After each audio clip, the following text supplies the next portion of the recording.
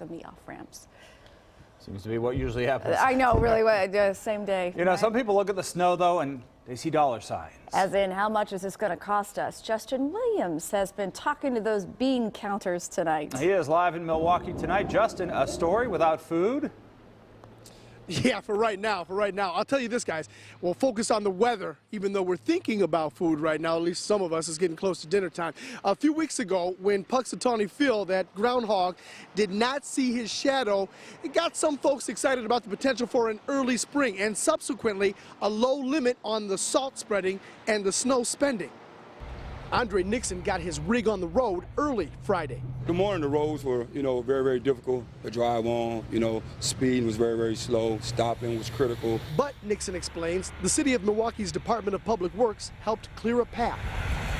But as the day got on, plow trucks started to come out, started to salt, and, made the roads, more better to drive on. So far this year, Milwaukee's DPW has spread almost 35,000 tons of salt on city streets, and it has spent $2.8 million of its $7.9 million annual budget.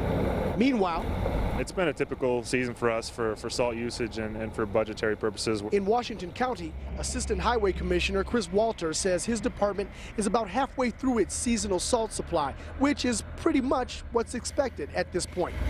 Overtime pay, Walter adds, is also about normal, despite a recent surge. The last 2 weeks we've had 970 hours of overtime, which has been a little bit more than usual, but that's what the time of year is, so that's kind of hours we've had to put in. Walter says while he feels fortunate that the department is currently riding around average, it's not as exciting as it might be hoped to be, but that's what we've got here, so we're happy with where we're at. He remains cautiously optimistic about what could be coming. This is Wisconsin still, so we don't want to take anything for granted, but like I said, we're comfortable with where we're at.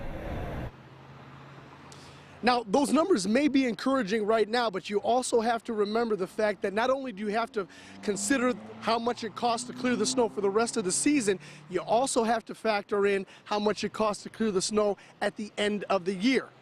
Fingers crossed. In Milwaukee, I'm Justin Williams, Fox 6 News. Yeah, good point. Thanks, Justin. And for the latest news and weather update.